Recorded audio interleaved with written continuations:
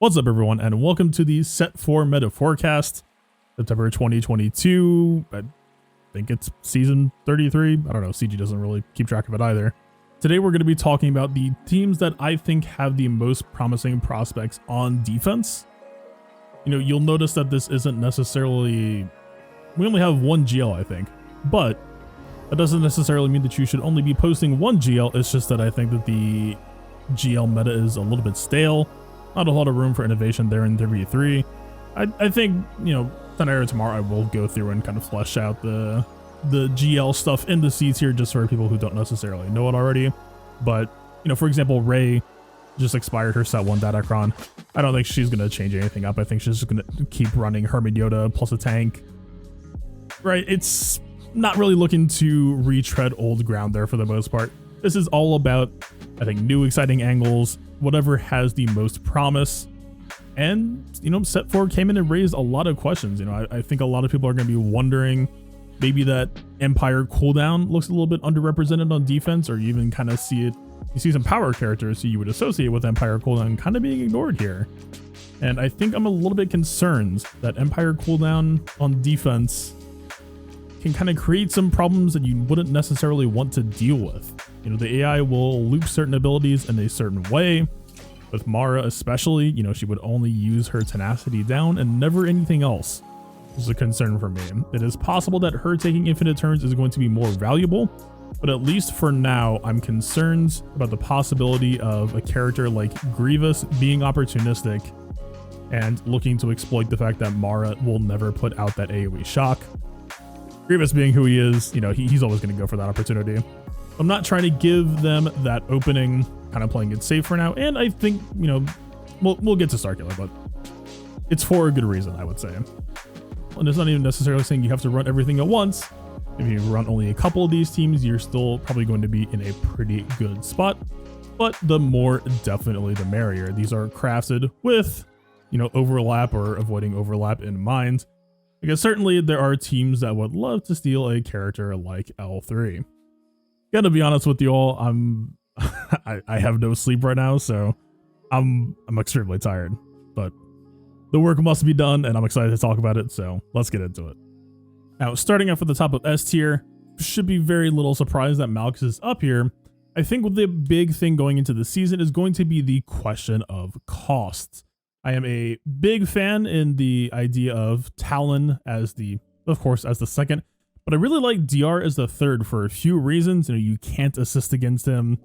He cleanses ability blocks, and at least in the first 3v3 season, I think that was a pretty good choice. But cooldown Malgus did not exist back then.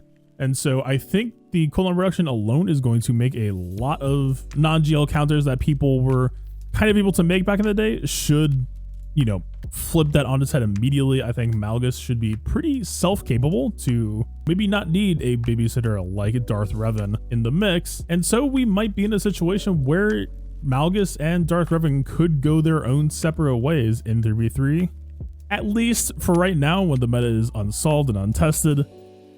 I think there's definitely room to have that conversation. It's entirely possible that Malgus without Darth Revan is going to be exploitable. You know, he can be ability blocked, so his cooldown might be 0, but his ability to use it might also be 0, depending on some aspiring counters.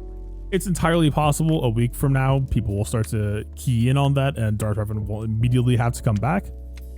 But for now, I think having a separate Darth Revan team would be fantastic. So in its slot, I am trying Sith Empire Trooper.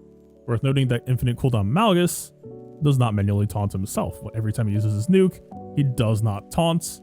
The only time he ever really regains taunt is when Dark Talon falls below 100% health, which is one time in the fight. So Set might seem like a relatively boring vanilla, doesn't necessarily need to be there, but with Malgus putting out so much damage, honestly, so much control, you know, cooldown increases, fears, all that sort of stuff, I think a neutral vanilla option like Set might come out pretty okay here. I definitely don't like characters like Marauder. It's possible the Sith Assassin can make the cut. Possible some other Sith should be looked at instead. I just know that I don't want it to be Marauder, and a lot of other Sith Empire and Sith are in contesting for other roles. So for now, I'm going with Set. We're going to be closely monitoring this to make sure that it's the right call, but he is the one in that slot right now. I feel pretty good about it. Moving right along, this CLS team has done so much for me, and it's all on the back of the recently fixed faction effects. This 75% damage reduction when they have 50% or more turn meter is everything. You can essentially read this as this team is 3 times bulkier. You can read this as damage over time has reduced effects. You can read this as thermal detonators have reduced effects. This just makes a team that was already, to be honest, really scrappy, right? You know, CLS, C2PO, C3PO was already a very good squad before having to deal with the extra Datacron giving them some extra flavor on top. And the flavor on top in this case is just a really, really disruptive team, very scrappy. It seems like giving CLS some extra speed to try to beat out tech on speed, well, at least add extra issues to that counter. If you want to talk extra mod cost, you could also try to force 3x tenacity sets on CLS and take off the speed set. But again, I think you want to be fast, so we're having a conversation about you need to be fast. You just took away speed set. You better have really good secondaries. You know, with mod rerolling coming, you could actually kind of spec for something like that with pretty good reliability, but mod rolling is not out yet. So you're kind of working with what you have. And if you can do something like 3x tenacity CLS while making him blazing fast, you absolutely, I think, should. If you can't, join the party. Work with what you got. Right next to it, speaking of enjoying the ride, Starkiller is pretty effective in 3v3. And you know, I think this team could end up being a little bit controversial. You know, there are a lot of things that Set 4 brings to the fold. Cooldown reduction, EP lead has a lot of effects that I can reach out to, target infinite loops on offense. But the thing that I kept coming back to is for 3v3 defense, I had a lot of teams that I still felt really good about. And Set 4, whether you were trying to theory craft for Set 4 for defense, or we're trying to maintain teams for Set 4 for offense, you know, if we're talking about Tarkin Palpatine, suddenly you're talking about Palpatine, Tarkin, Piet as a 3-piece. You're also stealing from Imp Troopers. And honestly, taking Piet wasn't so bad, but it was also then, well, Mara kind of ends up feeling wasted in a lot of cases outside of very, very specific like magma setups. It felt like it was just causing a lot of issues really quickly, and it was breaking teams that not only did I not want to break, but it also like still felt pretty good. I was getting really good usage out of Bruiser Starkiller, and so yeah, I don't think that this is a team that you need to break up right now. And if anything, kind of came to the realization that this could actually get some benefit from Set 4. Again, not using the cooldown reduction for the infinite cooldown spam. Could regret it, but I don't think I want her to be spamming Special 1. I kind of want that AoE shock, AoE stagger offense down. I want those basics, right? That is what you're here for. And so I am actually opting to take grit. There are quite a few different ways that people are trying to counter Starkiller, and the whole idea of Bruiser originally came from more like the protection primary modding, right? On Starkiller, this whole sort of thing. While grit, I would say, is a little bit redundant with that protection modding, it also does start to help against other counters in the process.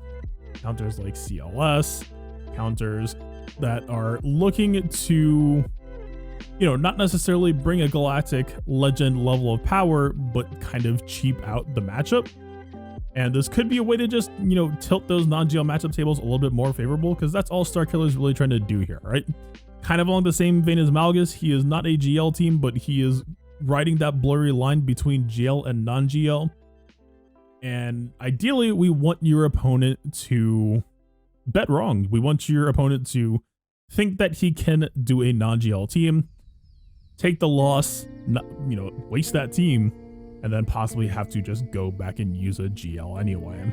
So not necessarily looking to do anything crazy with Starkiller on the GL front, really just trying to make sure that the non-GL teams are as unpleasant to block as possible. Speaking of unpleasant, this is really one of the dark horses for me because, to be honest, so I ran this last season and I couldn't tell you anything about how this team does because every single round it was killed by a galactic legend. If you don't know the idea, this is Jedi Knight Luke lead with a Turbo Shock T. This was around well before Datacrons, as far back as when Jedi Knight Luke was added to the game and 3v3 was around. This team was always pretty dangerous until around the time where, you know, Gideon starts showing up. Mara Jade was added to this game, and this team kind of fell off. It wasn't really fast enough. You know, Luke lead is not a speed lead. There is no effects that help him on that front. But Set 2 comes out with the 25% turn meter, and so to me, it was always the question of, is this team on some borrowed time? You know, maybe this has a chance to come back. 25% turn meter will push it over the dark side teams. And, you know, while it is true that light side 25% turn meter will cancel itself out for the opposing team, it's a team that could have a pretty good shot at being relevant again. And nobody wanted to find out. Nobody wanted to mess with it. Everyone is overkilling it. GL for non-GL, which is pretty convenient if you are hiding, let's say a large quantity of GLs behind it. Let's say is a pretty devastating setup. I gave it the volatile rating because, you know, it's possible that there is a simple solution, some sort of light side mirror that none of my opponents have been trying. But for now, just on paper, a lot of those dark side teams are blocked. Nobody wants to mess with it. It's a very, very high value team to place on defense. Kind of exiting out of the ambitious, like, you know, this is all kind of very much like old 3v3 meta, getting a chance to try to rise again. Coming to the top is something pretty simplistic, is going to be the cooldown Darth Vader. I think nobody is surprised to see this. You know, the mastery is something I don't have. I was not able to get. And I gave up on trying to get, you know, maybe next month we are going to get a chance to run it back. But this effect, I think, is going to be extremely good and prove itself to be best out over time. This is one of those Datacron sets where kind of no matter any Lord Vader level 9 that you get, or even not even having a Lord Vader level 9, a level 6 is so good that you're already pretty much happy. But I think that extra, I think it equates out to roughly 60-80% mastery every time he uses AoE. I had this off the top, but I'm extremely tired right now. It's a lot. It adds up quick, and it does not stop adding up. So every turn he's taking those AoEs, every turn, it is just extra pressure to the enemy team. And, you know, the next one is going to come back even harder, especially in 3v3 where you don't have a whole lot of breathing room. I think people are going to feel it. I think it's going to mess them up pretty badly. And so we have Thrawn in the mix as well.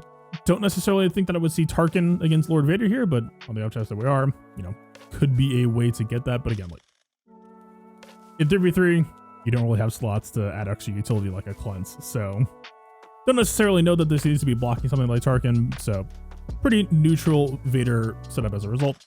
But yeah, pretty simple overall. I don't think anything is too surprising here. Turns out cold reactions pretty good. Who knew? This has been my nightmare, my passion project. For those of you who do or don't watch my stream, Church of Iden is real. Iden Versio in 3v3 is, at least when built correctly, there is something magical there. There is something incredible about the Omicron, the extra bulk that she gets, the passive region, the passive turn meter. Iden's not really a character you would think as being that excellent on defense in 5v5, but the transition to 3v3 takes enough away from the teams that normally beat her happily that she is just a incredibly scrappy, incredibly messy team. Lots of longevity. She can play for timeout. She can play for burst. And I have seen her take down power teams such as this exact Jedi Knight Luke comp being used against her. She beat it. It's a hell of a thing. So of course, you know, now I'm trying to chase that dragon and maintain that team's potential. But a lot of that secret sauce originally was giving the team a tenacity datacron, and we don't have that anymore. So instead, trying to take the lessons away from that, kind of trying to transition Shore Trooper more towards a tenacity style of modding. The big issue this season is going to be CG has released and required Admiral Raddus with the R9 for the profundity. There's a lot of Radduses out in the wild, and Iden and the Raddus are, well, let's just say Raddus is kind of intended to be a hard counter to Iden. At least in 3v3, I think that there are angles for us to try to push back on that fight. And so with effects like Grit, We have ways to at least push back on the damage over time aspect. We have modding that is here to help focus on the survivability aspect as well. Because we're using grit and because we have protection over time, there is a pretty good shot that we will have, you know, a pretty large shielding to eat some of that Raddus ult. And so, you know, there are multiple levels and ways that we can bail ourselves out of trying to get the revive if they don't have Spark of Rebellion, trying to get the timeout, trying to get through the heal block phase. There are angles I don't think is all doom and gloom for the Raddus fight, but because it is such a, you know, it is very dynamic. There's a lot of back and forth. There is a lot of, well, does the player know about this part about Raddus? Do they know how to play this part? Are they patient? Do they use the ult immediately? There's a lot of back and forth there that I can't say that this is necessarily a guaranteed hold. It is very much what we are trying to combat here. So that's why this has the volatile rating. I have no doubt that the setup will block Wampa. It's about blocking Wampa and Raddus. And then if it does both, then it's about how much staying power will it have, you know, now knowing that we have the tenacity modding short, that's a little bit less durable than, you know, classic, you know, 3x defense set.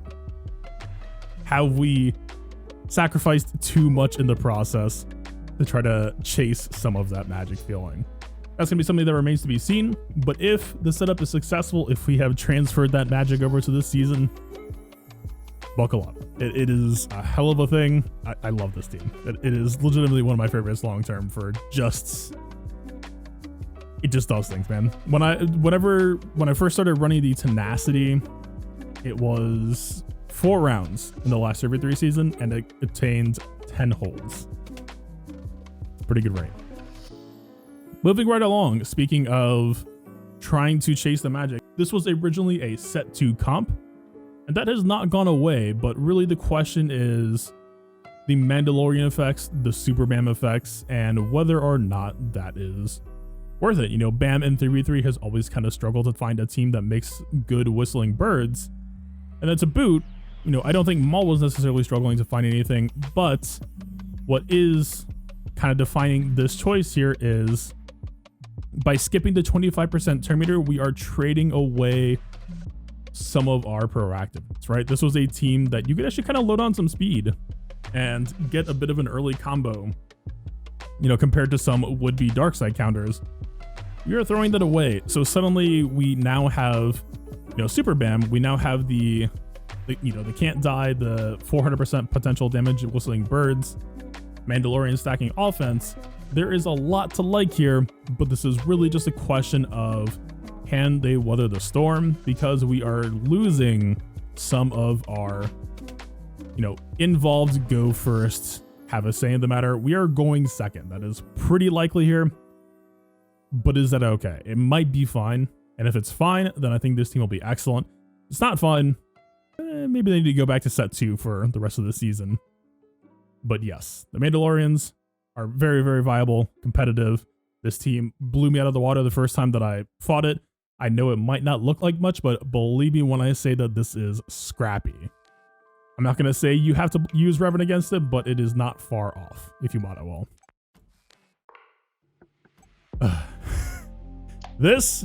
So I am actually extremely excited about this team, I think. I don't want to oversell it. I think in a board with a size of 15 teams, I think is a 14th or 15th team, I think this team could catch a lot of people off guard. This is a very, very simple concept. So if you have the TIE Fighter Pilot bonus turn Datacron, and if you were a ship sucker like me back in the day, you needed that fast TIE Fighter Pilot to fight Negotiator, you would probably already have him at R7. Or if you're even poorer sucker like me, you took him to R8 because people were taking R95s. Welcome to hell. Ships is a whales game. This is a little bit scary. So Director Krennic Lead says when TIE Fighter Pilot, or any Empire, but this is the TFP show, don't get it twisted. When TFP critically hits someone, he will ability block them. We are running the Empire cooldown disc. We are running the TFP bonus turn disc. And so what we have here, if the opponent does not see what's happening or see what's coming or spend something that they shouldn't have before they, you know, thought this through, We are specifically bringing a pre-taunt. Believe me, I know that you're feeling the Death Trooper. Feeling, hey, what about Krennic Omicron? What's going on with that? We need the pre-taunt because we need to restrict access to TFP, because once we get going, it's a lockdown team. And if this works as intended, this could be one of the most toxic teams we've seen in a while, because you take one turn, he's going to re-up the ability block. You take another turn, he's going to re-up the ability block. The ability block cooldown control waves are not going to stop. And he's just going to keep rolling out AoEs. My only regret for this is he doesn't have access to the stacking crit damage level 3. Because it's 3v3, he will only have 3 targets, needs 4 hits. A little bit unfortunate. Not a problem. You will still gladly take that. It's still extremely potent. Not an issue. I'm very excited to see this. It could flop. Maybe I'm overselling it. Maybe people will, see what's coming and solve it very easily. But again, I think, this isn't like some crown jewel center of your defense. This is the last team you post. You post a good defense everywhere else. And this is the dagger inside the cloak. They're maybe running low on teams. They're a little bit fatigued on stamina. And this is just going to brutally, mercilessly not let go. I'm very excited. I'm keeping an open mind that like maybe it's a little bit too obvious. On the off chance that it's not, oh buddy. Speaking of bonus turns, dash, dash. Dash is simultaneously, I think, going to be extremely nuts with the bonus turns, but also I have questions. I have a lot of questions. I have concerns over his ability to defend himself in 3v3. Dash is always a team that I considered to have a 4-man core. That is not even to say that the 5th slot wasn't important, because it was also incredibly important. And if I feel like you have to bring Vandor unless you're doing some sort of big overcommit like Han Chewie. If you bring Vandor, then you only have 1 slot to bring some possible extra offense. But also, if you go the offense route, you leave yourself extremely open defensively. So it feels like he's kind of forced to go L3 Vandor. When you go L3 Vandor, that is a very passive team comp. You only have Dash as your main combatant. And don't get me wrong, bonus turns every enemy turn, plus 100% damage, a lot of smuggler effects that boost his damage. A one-man show this very well may be, and he might just take it all the way. It's possible. There is a lot in this set to really help boost him, but until he can show himself as proving it, I have some concerns about his ability to maintain that role. But I certainly think it's at least worth trying at the start of week 1. See how people are handling it, see if it's getting any value, or, it's entirely possible that Good Triumvirate could just deal with it and be fine, right? Depending on how good the Traya is, how tanky the Scion is, as Nihilus is bulking infinitely, racking up those debuffs. Who knows? I'm keeping it up in mind. I want to believe, but there's a little bit of doubt in me. So keep a close eye on this one, because God knows that taking this to offense would also be extremely powerful. Moving right along, Triple or Nothing is, honestly, it's a little bit of a gimmick team, but I think it's a gimmick that could be pretty effective, which is to say, this is a very, very simple squad. You have, hopefully, Mon Mothma triple bonus turn, the field promotion, the competitive rock, paper, scissors. You run Kyle Katarn with 25% Terminator, you make him fast, you mod for Mon Mothma to go second. Katarn goes first. There's a 40% chance that Scout will give the team Terminator 1 Scout assists. If it happens, you just go straight into rock, paper, scissors. She causes a bunch of mass assists, you get a level 3 field promotion, and you play the fight out from there. The hope is that that's unpleasant. And then the secondary hope is 75% Terminator is just wildly untested and so far has seemed to be quite successful. You just throw that into the mix as well, and that's your opponent's problem now, because it's so untested that it's hard to say either way on how good it is or not, how effective it is or not, but it sounds scary as hell. Mon Mothma doesn't really belong on defense in 3v3. Mon Mothma certainly gets a lot of good usage on offense in 3v3, but if you're looking for a way to cheese out an opponent, I'll call it what it is, this has some very real cheese value. 40% is maybe not the best odds, but 75%. Maybe I'm just addicted to 75%. Who knows? It's hard to say. Speaking of addiction, Turbo Qui-Gon is not necessarily the same beast that he is in 5v5. The loss of GK and Ahsoka really brings us down to a one-dimensional team. That being said, it's a pretty good dimension to be in, but it does open the door for non-GLs in a way that the 5v5 team is pretty airtight. This, less so. So we have a setup where you can run Anakin fastest as per usual, or there's a way that you can mod Qui-Gon and then Cam and then Anakin. You mod Anakin last, actually. And the hope there is, you know, like the Newt B1 Django counter is fairly popular, I think, in the matchup. If you have Qui-Gon or Cam successfully kill Newt before Anakin goes, Anakin will fire off AoE. You at least try to snipe Newt that way. There's a little bit of push and pull there. There's a chance that you can snipe Newt twice and take away a lot of the, you know, the cheese of you can't kill anyone, Newt's hiding, Django's invulnerable, B1 is B1. You can kind of diffuse that situation, right? You can give your defense team a fighting chance. And also, I think Newt is a little bit spotty. I don't think it's a 100% counter. I have seen, you know, Cam reverse sweep. A lot of violence there. Cam is a pretty impressive character sometimes. I will fully admit that I think he's excellent as an attacker, but you know, I hate on his Makashi stance a lot, but I have seen it do things that impress me. So definitely earns its volatile rating. I definitely don't think it's as good as his 5v5 counterpart, but I do think it's at least worth considering. Just again, keep in mind that this is a team that can counter a lot of things pretty comfortably on offense, including stuff like gas. And, you know, just make sure that you are keeping the cost effectiveness in mind. You know, try it for a few rounds, maybe see how it does in the match history and decide, is this really delivering what I want it to deliver, or would I be better off using this on offense? So far, it's been back and forth for me. I post it on defense sometimes, I bring it to offense sometimes, and I think that's a pretty okay spot for the team to be in. Kind of adjusting the strategy based on the matchup and if you think it has a shot. On the topic of having a shot though, this is a complete shot in the dark. Maybe it's possibly wishful thinking, but again, we have a more independent Malgus team, so the classic trio is back again. They're back in town, and one of the longest reigning teams of terror in 3v3 was Darth Revan with fast Malak, one speed over Darth Revan. This team had no counters. For so long, it was filthy, and then, you know, we figured out troopers as a possible way. And that even requires specific modding still. I would like to at least revisit that and see where it sits in the current meta now. It is very, very mod expensive. Malak solos for offense are excellent. DR Watt you could pull for offense. There's a lot of strategic and mod costs going in here that I think tilts against its favor of this feeling warm and fuzzy to want to run this.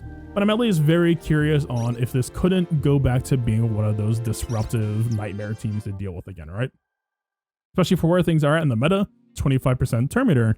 But this is also a meta that has a lot of those teams that you would think would use 25% Terminator well, like Revan or Luke.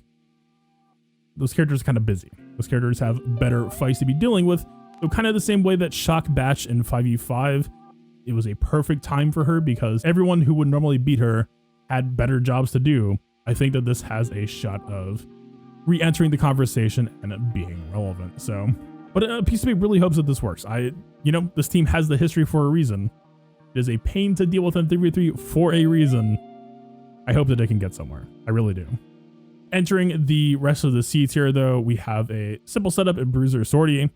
C tier is maybe a little bit hateful on this because I think for a lot of people this could end up being fairly practical. This is more so, it's two things. It's make sure that your nuke rotation is set up correctly, and then it's transition your SorT more towards like Ray style modding where the arrow and the cross, we're going to push it over to health primaries, ideally with good person offense secondaries. SorT is not a speed hungry character at all. This team is ridiculously cheap and efficient on mods. I'm like constantly like re-downclocking characters and this team does not care.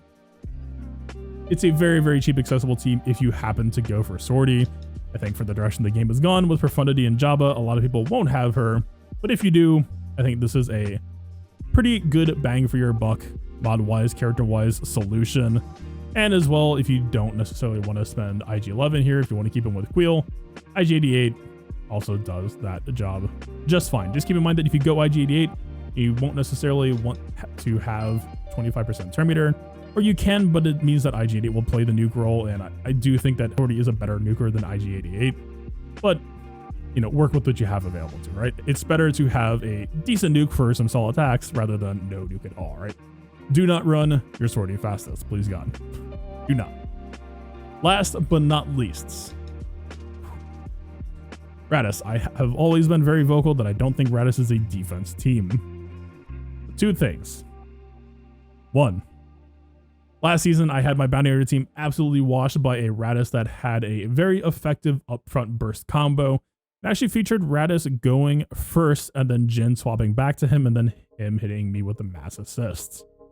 I was using my bounty hunters, which is what I would say is what everyone should do against the Raddus team normally, because it's a free 57. Bounty hunters don't really have a higher calling right now, and people love posting Raddus on defense. So normally this is why I say don't post your Raddus. If you're gonna try it, this would be the way to go. The problem is I can't guarantee that the AI will combo those abilities the same way every time, that the AI will aim those abilities at Mandalorian every time, or, you know, depending on what your opponent uses. There's a whole lot that I can't promise. This is very much just a try to optimize, try to give them some upfront bulk and burst, because Raddus is a team that tries to outlast and outsustain, and when you post it on defense, you do not have control of that. Your opponent does, and your opponent is usually, if they know what's going on, they're going to pick the team that is going to go straight for Raddus and get access to him and finish the fight. If you are determined to post Raddus on defense, this is a setup that I think will be effective for you. Go with God. Godspeed. I like him on offense. I think he's a great character on offense, but a lot of people swear by having success with him, so we're going to try to optimize him where possible. Sounds fair? Sounds fair. Anyway, that's it for this set. I'm extremely tired. I'm going to go pass out now. You know, we will be doing some more updates, and I think I will add some of the plain old vanilla teams at the bottom just to flesh out C-tier content, and for players who may not necessarily be familiar with it. For now, I'm going to go take a coma. Let me know how you feel on this. I don't know if this was a little bit rambly. It definitely went longer than I thought it would, but I'm enjoying this. I think this is something that I would love to see talked about more often. Just get creative, y'all. If you think a team is bad, let me know. If you think a team is good, let me know. If you try a team and it does well, let me know. We'll see what happens. Anyway, peace out.